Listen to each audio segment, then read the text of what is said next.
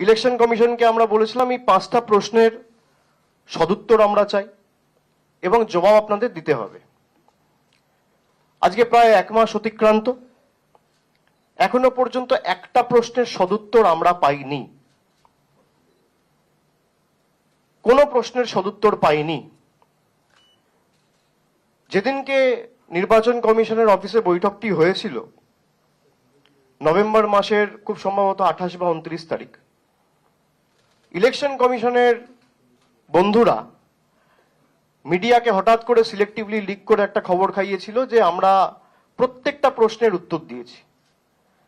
তৃণমূলের যা যা প্রশ্ন ছিল আমরা শুনেছি, পেশেন্ট হিয়ারিং দিয়েছি এবং প্রত্যেকটা প্রশ্নের আমরা সদুত্তর দিয়েছি। আমি এটা শোনার পর নিজে একটা আমার এক্স হ্যান্ডেলে টুইট করি এবং সেখানে ইলেকশন কমিশনকে আমি চ্যালেঞ্জ করি যে আপনি যদি উত্তর দিয়ে থাকেন তাহলে আপনি সেটা প্রকাশ্যে আনুন, কেউ তো বারণ করছে না। আর আমাদের কাছে ডিজিটাল এভিডেন্স রয়েছে, আপনারা যে একটা প্রশ্নের উত্তর দেননি সেটা আমরা প্রমাণ করে দিতে পারি। The ball is in your court. আজকে প্রায় 1 মাস হয়ে গেছে, জ্ঞানেশ বাবু, ভাইনিশ বাবু, কোনো সদুত্তর তাদের থেকে আমরা পাইনি।